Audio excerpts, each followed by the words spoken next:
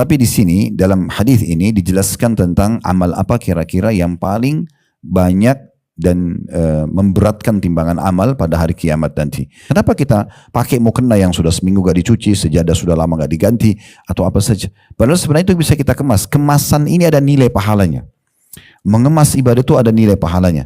Kata Nabi SAW, fa'in amilaha, dan kalau dia kerjakan apa yang dia niatkan itu, kutiba lahu asyru adhafiha, akan dicatatkan baginya 10 kali lipat, ila 700 di'fin, sampai 700 kali lipat, ila adhafin katsira, sampai kelipatan-kelipatan yang banyak, tergantung daripada kadar yang perlu kita fahami, sehingga nanti amal kita di timbangan amal itu betul-betul berat. Gitu. Dan itu harus menjadi target kita, memberatkan timbangan amal pada hari kiamat. Dan ini tidak butuh upaya yang susah, yang berat, ini semua ringan.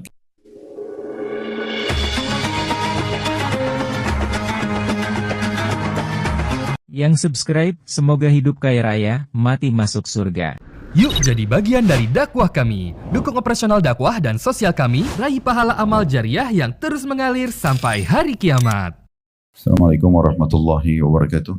Alhamdulillah, wassalatu wassalamu ala rasulillah. Segala puji dan puja kehadirat Allah subhanahu wa ta'ala, juga salawat dan taslim kepada Nabi besar Muhammad sallallahu alaihi wa ala alihi wa sahbihi wasallam. Ini sebagai penutupan pada buku kita di bahasan terakhir di bab muamalah, buku yang ditulis oleh Muhammad Khair Yusuf dengan judul terjemahan bahasa Indonesianya Meraih Pahala Besar dengan Amalan Ringan. Kita akan membahas tentang masalah akhlak mulia dan menjauhi akhlak-akhlak yang buruk. Setelah kemarin atau kesempatan yang lalu kita membahas tepatnya tentang masalah hakim yang berusaha dan berijtihad, maka akan mendapatkan pahala 2 kalau dia benar, dan kalau dia salah, asal dia betul-betul sudah berusaha, maka akan mendapatkan pahala 1. Dan sekarang kita akan bahas di halaman 81 dan 82, ini halaman terakhir bahasan buku kita.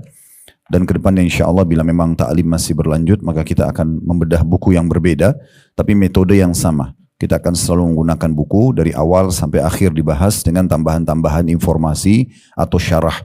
Karena biasanya, sebagaimana saya pernah jelaskan di awal kita membedah buku ini dan juga di tempat-tempat lain, biasanya orang-orang kita cukup jarang sekali yang menutup atau menyelesaikan buku atau membaca buku. Nah biasanya dengan bedah buku seperti ini, maka secara otomatis kita bisa menyelesaikan semuanya, apalagi dengan tambahan-tambahan informasi. Saya akan bacakan di halaman 81-nya, hadis dari Abu Darda radhiyallahu anhu dari Rasulullah sallallahu alaihi wasallam, beliau bersabda, "Ma syai'un athqalu fi mizanil mu'mini yawmal qiyamati min khuluqin hasan wa inna Allah la yubghidul fahishal badhi." Artinya tidak ada sesuatu yang pahalanya lebih berat dalam timbangan amal seorang mukmin pada hari kiamat nanti daripada akhlak yang baik.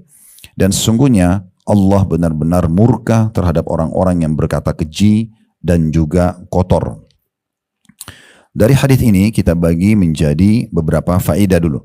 Baru kita masuk ke lanjutan bahasan di bawahnya. Yang pertama, pentingnya seorang mukmin peduli dan mencari tahu amalan-amalan yang terbaik yang dia bisa memberatkan timbangan amalnya hari kiamat. Tentu kita sudah faham sama-sama timbangan amal kalau berat, timbangan amal saleh akan memudahkan dia lolos masuk ke dalam surga. Berikut juga akan menambah derajat dia atau fasilitasnya di surga. Jadi fasilitas di surga sangat beragam dan bertingkat-tingkat. Nah kita bisa meraih derajat-derajat tinggi di surga dengan memperberat amal saleh kita. Semua amal saleh tentu masuk dalam pemberatan timbangan amal. Sebagaimana juga semua perbuatan dosa akan memberatkan timbangan dosa yang bisa terancam dengan neraka. Nah, tetapi di sini dalam hadis ini dijelaskan tentang amal apa kira-kira yang paling banyak dan memberatkan timbangan amal pada hari kiamat nanti. Tapi pelajaran pertamanya adalah bagaimana kita selalu peduli dengan ini. Seorang mukmin dan mukminah harus selalu berpikir dari amal soleh ke amal soleh yang mana lagi. Dan sudah pernah saya berbagi ibu-ibu sekalian tentang metode bagaimana kita memperbanyak amal kita di satu jenis ibadah itu sendiri. Yang pertama tentunya dengan keikhlasannya. Jadi bagaimana kita ikhlas agar amal itu diterima. Karena kata Nabi SAW, Inna Allah la yaqbalu amalan illa makana khalisan liwajhi. Allah tidak akan pernah menerima sebuah amal kecuali yang ikhlas karenanya. Jadi kalau kita ikhlas maka akan diterima. Artinya kalau ibu menyisipkan sedikit saja riya, ingin dipuji oleh orang, atau ujub, berbangga-bangga karena sudah mengerjakan ibadah itu, maka itu akan mencoreng atau bahkan tidak akan diterima amal tersebut sehingga sia-sia. Kata Nabi SAW dalam hadis yang lain, al-yasiru minar riya syirk. Sedikit saja riya sudah syirik. Artinya tidak diterima oleh Allah Subhanahu wa taala. Saya mengingatkan kembali di bab jihad, pernah kita bahas kitab jihad beberapa waktu yang lalu. Ada sebuah hadis Nabi SAW ditanya oleh seorang sahabat, ya Rasulullah, saya berperang, saya ikhlas karena Allah. Saya memang ingin cari pahalanya gitu ya. Tetapi saya ingin mengikutkan itu dengan sedikit ya, keinginan untuk popularitas supaya dianggap seorang kesatria, pahlawan, pemberani atau bahasa-bahasa yang mirip sama ini. Kira-kira saya dapat pahala enggak? Kata Nabi SAW, tidak akan dapat pahala. Padahal cuma sedikit. Artinya betul dia keluarkan harta karena Allah, dia berperang karena Allah, tapi dia ingin melintaskan di hatinya perasaan ini. Kira-kira dapat pahala jihad enggak? Kata Nabi SAW, tidak ada. Orang itu ulangi 3 kali Nabi SAW ulang-ulangi. Sampai akhirnya beliau menutup hatinya sambil mengatakan, sesungguhnya Allah tidak akan menerima amal kecuali yang ikhlas karenanya. Jadi ini hal pertama yang harus diperhatikan dalam amal sehingga nanti memberatkan timbangan ya, amal soleh kita pada hari kiamat. Harus ikhlas. Ikhlas berarti tidak ada indikasi duniawianya, tidak ada hubungannya sama makhluk. Ada orang lihat, tidak orang lihat, kita tetap kerjakan ibadah tersebut. Orang puji, nggak puji, tetap kita kerjakan. Dan kita selalu menjaga kualitasnya karena kita tahu kita butuh dengan amal tersebut yang akan kita terima pahalanya pada hari kiamat nanti. Ini cara dan metode pertama yang tidak boleh luput dari setiap muslim agar timbangan amalnya berat hari kiamat. Yang kedua adalah bagaimana dia memarketingkan ibadah itu. Ini sudah pernah kita sampaikan. Memarketingkan artinya daripada ibu sholat tadi seperti duhur sendirian, lebih baik ibu ajak orang lain. Orang di sekitar kita saja. Misalnya kalau di rumah diajak asisten rumah tangganya, diajak anaknya, diajak saudaranya, diajak suaminya. Siapa saja, ayo sholat yuk misalnya. Ajakan ini seperti kita sedang memarketingkan tanda kutip ibadah itu. Nah ajakan ini masuk dalam hadis Nabi SAW, siapa yang menyuruh pada satu kebaikan, maka dia akan panen pahala orang yang mengikutinya tanpa mengurangi sedikit pun dari pahala orang yang mengikutinya. Jadi ini poin penting sekali. Jangan kita mengerjakan ibadah sendirian. Usahakan ada orang yang bisa kita ajak. Kalau di rumah kebetulan ibu lagi sendirian dan tidak ada orang, ya sudah ibu coba share di grup misalnya. Di grup keluarga, di grup ibu-ibu pengajian, di grup misalnya teman-teman bisnis atau siapalah ya. Yang kita bisa share setengah jam sebelum waktu duhur. Misalnya kita kirim sebuah hadis atau kirim jadwal sholat misalnya. Contoh ya. Maka itu banyak sekali yang bisa kita lakukan sehingga kita berharap mungkin dari 100 orang di grup itu 10 orang aja yang ikut. Kalau 10 orang ini ikut sholat karena dia teringat misalnya, maka kita dapat pahala kita dan kita dapat pahala mereka. Ini sudah pernah saya kasih contoh, kalau misalnya kita sholat dapat 10 pahala. 10 orang yang lain yang ikut mendengarkan kita, mungkin dia ada di satu kota yang lain lah. Misalnya lagi di Bogor, lagi di mana dia di Bandung, atau dia mungkin di kota lain, terus kemudian dia tiba-tiba ngingat gitu. Anggap 10 orang ini terpencar di seluruh Indonesia. Masing-masing kita dapat 100 pahala misalnya dengan sholat kita, mereka dapat 100 pahala masing-masing. Atau kita dapat 10 pahala. Ini angka 10 dan 100 cuma contoh. Anggaplah kita angkat angka 10 saja. Saya dapat 10 pahala karena saya sholat, tapi karena saya ajak orang lain 10 orang, dan semuanya akhirnya ngingat, oh iya ya sudah waktu duhur, sholat yuk misalnya. Terus sebentar lagi sholat misalnya. Lalu mereka sholat semuanya. Mereka dapat masing-masing 10. Kalau kita akan diberikan 10 kali 10 orang itu. Berarti kan 100. Artinya kita mengerjakan sholat yang sama. Energi yang kita keluarkan sama. Waktu yang kita luangkan juga sama. Tapi pahalanya ekstra. Hanya dengan mengajak orang lain. Dan ini ditarik dalam semua ibadah. Kalau kita dapat informasi tentang kegiatan sosial pembangunan masjid. Jangan sendirian. Share ke orang lain. Kita dapat informasi pengajian dan diizinkan misalnya untuk meng-share. Kita share. Atau ambil potongan-potongan ceramah daripada ustadz-ustadz kita cukup banyak. Di Instagram kami cukup banyak ceramah yang kami sudah potong-potong 1 menit saja. Setiap hari ibu ambil 1, ibu share. Di mana kita tahu mungkin menjadi penyebabnya orang lain dapat hidayah. Dia jadi ingat tentang puasa Senin Kamis, dia jadi ingat tentang sholat malam, dia jadi ingat tentang sholat duha, dia jadi ingat tentang zikir pagi petang, dia jadi ingat tentang haji dan umroh atau apalah. Nah semua itu bisa, dan itu tidak butuh apa-apa, cuma sekedar ngambil, di-download, lalu kemudian di-share. Itu sesuatu yang ringan sekali.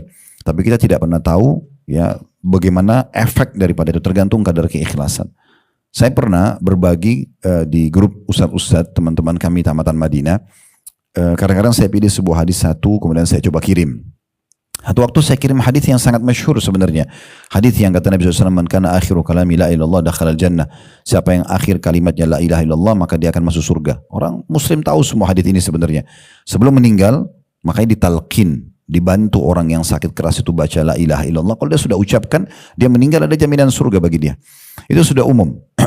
Kemudian saya share. Seminggu kemudian ada satu orang sahabat dekat saya nggak usah sebutin nama beliau, kebetulan bilang nama saya, "Pekan lalu waktu antum share hadis itu, hadis ini masyhur. Saya kebetulan lagi di depan ayah saya yang sedang sakarat." Dia bilang gitu. Saya tidak pernah tahu ayahnya dia sakit. Saya cuma share saja, dia bilang, ayah saya sedang sakarat. Dan saya juga waktu itu bingung harus melakukan perbuatan apa karena kaget dengan kejadian tiba-tiba. Tapi saya buka handphone, saya baca hadis itu, ya benar, saya talqin. Akhirnya sampai ayah saya menghembuskan nafas terakhirnya. Saya nggak pernah tahu kejadian itu, tapi saya cuma sekedar ingin niat menyebarkan hadis Nabi. Allah datangkan dengan caranya. Maka kenapa kita tidak lakukan ini, gitu ya? Sehingga tidak hanya misalnya ibu bapak share dari teman-teman ceramah, potongan ceramah lalu merasa oh ini iya ya manfaatnya benar atau saya amalkan. Enggak, share lagi ke orang lain. Yang penting sumbernya benar, gitu ya. Karena bukan juga semua cuplikan yang Anda dapat lalu Anda main share sembarangan orang gitu ya. Atau ke semua orang. Padahal sebenarnya mungkin informasi itu salah. Tapi kita pastikan dulu dari akun-akun yang benar. Memang ustadz-ustadz yang sudah kompeten di bidangnya gitu ya. Ini juga perlu. Itu yang kedua. Jadi selain ikhlas kita marketingkan. Nah yang ketiga, kemas ibadah itu. Ini sering kami sampaikan. Kemas ibadah itu. Dikemas. Kemasan ini maksudnya ibu harus faham bagaimana kita kalau menghadap kepada Allah Subhanahu wa taala kita memberikan yang terbaik. Jadi Imam Abu Hanifah rahimahullah, salah satu imam madhab, itu beliau setiap tampil di depan murid-muridnya di tengah-tengah masyarakat, memang orangnya sangat kaya, orangnya rapi, bersih. Dia kalau jalan itu selalu kelihatan dengan bajunya yang bagus, wangi badannya. Jadi selalu jadi bahan pembicaraan orang-orang, orang ini sudah ilmunya tinggi, penampilannya juga selalu dijaga. Memang begitu sunnah Nabi SAW. Nabi pun melakukan itu tentunya ya, yang merupakan guru semua orang-orang beriman. Satu waktu beliau lewat di depan murid-muridnya, lalu mereka lagi bicarakan dan dia sempat dengar segelintiran sedikit perkataan mereka yang mengatakan ini imam ini kayak kita kiai atau ustadz, ini Imam Abu Hanifah di depan kita saja begini penampilannya, bagaimana kalau dia berhadapan atau menghadap Tuhannya? Maksudnya kalau lagi sholat malam. Maka Abu Hanifah mengatakan saya pun malu mendengar perkataan itu. Maka semenjak hari itu saya selalu siapkan baju terbaik saya setiap mau sholat malam. Kalau sama manusia saja kita selalu menjaga penampilan kita, pasti saya yakin ibu-ibu kalau keluar begini nggak mungkin cari baju yang lecek, nggak mungkin cari baju yang butek, nggak. Pasti cari yang mana yang bagus nih. Saya mau bertemu sama orang. Itu bertemu dengan manusia. Bagaimana bertemu dengan Allah Subhanahu Wa Taala? Kenapa kita pakai mukena yang sudah seminggu nggak dicuci, sejadah sudah lama nggak diganti, atau apa saja? Padahal sebenarnya itu bisa kita kemas. Kemasan ini ada nilai pahalanya. Mengemas ibadah itu ada nilai pahalanya. Pakai mukena yang terbaik. Ibu kalau keluar ada larangan Nabi SAW untuk pakai parfum sehingga tercium oleh laki-laki kan gitu. Tapi kalau di rumah dengan Allah pakai, dalam sholat dipakai, bubuhi mukenanya dengan parfum, bubuhi sejadahnya dengan parfum, ibu pun nyaman kalau sujud kan gitu. Nah itu kemasan. Kita niatkan karena ingin menghadap kepada Allah Subhanahu Wa Taala. Itu contoh kemasannya gitu ya. Contoh kemasan juga adalah beda antara orang bangun malam. Bangun tiba-tiba ibu bangun jam 3, setengah 4, sudah daripada saya tidur saya sholat malam aja. Dengan orang dari sebelum dia tidur malam sudah niat mau sholat malam. Nah ini beda. Karena dari orang yang niat sebelum tidur bu, masuk dalam hadis Nabi SAW, hadis sahih, man hamma bihasanatin walam ya'malha. Siapa yang niat ingin mengerjakan satu ibadah, belum dia kerjakan, baru niat. Kutibalahu hasanatun kamilah. Dicatatkan baginya satu pahala lengkap. Jadi kalau ibu mau tidur jangan hanya ngantuk tidur langsung. Tapi niatkan dalam hati, tidak ada susahnya niat itu. Dalam hati mau sholat malam. Itu ibu belum sholat, sudah dicatat satu pahala lengkap sholat malam. Itu bisa kita lakukan di setiap saat. Mau keluar rumah niat mau sedekah. Mau niat sholat nanti tepat waktu. Mau silaturahim keluarga. Mau jenguk orang sakit. Diniatkan semua kebaikan. Niat itu akan mendatangkan pahalanya walaupun belum dikerjakan. Kata Nabi SAW, fa'in amilaha. Dan kalau dia kerjakan apa yang dia niatkan itu, kutibalahu asyru adhafiha, akan dicatatkan baginya 10 kali lipat, ila 700 di'fin, sampai 700 kali lipat, ila adhafin katsira, sampai kelipatan-kelipatan yang banyak, tergantung daripada kadar keikhlasan kita, gitu kan? Termasuk kemasan dalam sholat malam adalah memilih surah-surahnya. Beda orang yang bangun malam Ya kebetulan aja sudah yang terlintas di benaknya surah Al-Masad, Tabat Yada misalnya, atau At-Tin, atau Al-Kautsar, itu terlintas dibaca. Dengan orang yang memang sebelum tidur dia sudah atur nih. Nanti malam saya mau baca 1 juz misalnya, per rakaatnya 10 ayat, ya kan? Sampai 10 rakaat berarti 100 ayat, rakaat terakhirnya witirnya baca Al-Ikhlas gitu kan. Contoh, karena memang ada anjuran Nabi SAW untuk membaca minimal 10 ayat, pertengahan itu 100 ayat, maksimalnya itu 1000 ayat. Itu yang paling banyak pahalanya. Tapi tentu ini bertahap ya kalau mau belajar sampai ke sana. Yang jelas beda antara orang yang bangun tengah malam, surah apa saja yang terlintas dia baca, dengan orang yang sudah niat dari malam, dia mau baca 1 juz. Pasti beda pahalanya. Dan saya sudah pernah sampaikan, pendapat ulama membolehkan seorang muslim, terutama kalau sholat sunnah, untuk memegang mushaf, gitu kan? Bisa pegang mushaf. Mushaf itu bisa juga di HP ibu. Ya, buka aplikasi Al-Quran. Jadi kita mulai bisa dari Al-Baqarah ayat 1, ayat 2, ayat 3, hari malam ini sampai ayat 100, besok malam ayat 101 sampai 200, begitu terus sampai khatam Al-Quran. Karena itu bisa, contohnya. Ini kemasan semua, gitu kan? Kemasan semua. Nah sama kita tarik dalam semua ibadah itu ya. Membaca Al-Quran, kalau diprogramin, diniatkan, maka sudah berarti ada kemasannya, daripada kita hanya sekedar baca apa yang terlintas saja. Sedekah juga begitu. Saya pernah jelaskan hadis Nabi SAW kepada para istri beliau. Sesungguhnya orang yang pertama menyusulku dari kalian adalah orang yang paling panjang tangannya. Kata Aisyah, kami nggak paham hadis ini. Setelah Nabi SAW meninggal, setiap kami ketemu para istri Nabi ini selalu ngukur tangan, siapa yang paling panjang tangannya. Mereka pikir secara ukur kasat mata gitu ya. Maka kata Aisyah, kami faham tentang makna hadis ini setelah Zainab binti Jahash meninggal dunia. Ini istri Nabi yang pertama menyusul Nabi. Kenapa? Karena semua istri Nabi suka sedekah. Tapi kalau Zainab mau sedekah, dia suka sedekah dengan kemasannya. Jadi kalau misalnya dia mau kasih makanan orang, dia bukan beli makanan jadi, dia masak sendiri. Nah ini kan dia kemas. Kalau dia mau bagi untuk para mujahid, prajurit-prajurit yang berperang, baju perang. Zaman dulu orang pakai baju besi, baju perang untuk menahan dari serangan musuh, maka dia jahit sendiri. Contohnya. Semua tentu ada pahalanya, tapi kemasan ini punya ekstra, ya, punya ekstra. Dan seterusnya lah, mungkin kita bisa tarik ke masalah ibu mau kasih pakaian, beda pahalanya orang yang kasih baju baru dengan orang baju bekas. Misal, makanan baru kita kasih dengan makanan sisa, itu beda semua. Pasti beda pahala, di sisi Allah SWT beda. Nah ini yang perlu kita fahami, sehingga nanti amal kita di timbangan amal itu betul-betul berat. Gitu. Dan itu harus menjadi target kita, memberatkan timbangan amal pada hari kiamat. Dan ini tidak butuh upaya yang susah, yang berat. Ini semua ringan. Kita ikhlaskan niat, jangan pernah pusing dengan pujian orang. Kemudian kita bagaimana memasarkan dan coba menawarkan ibadah itu kepada teman-teman sekitar kita saja. Kemudian baru yang ketiga kita mengemasnya.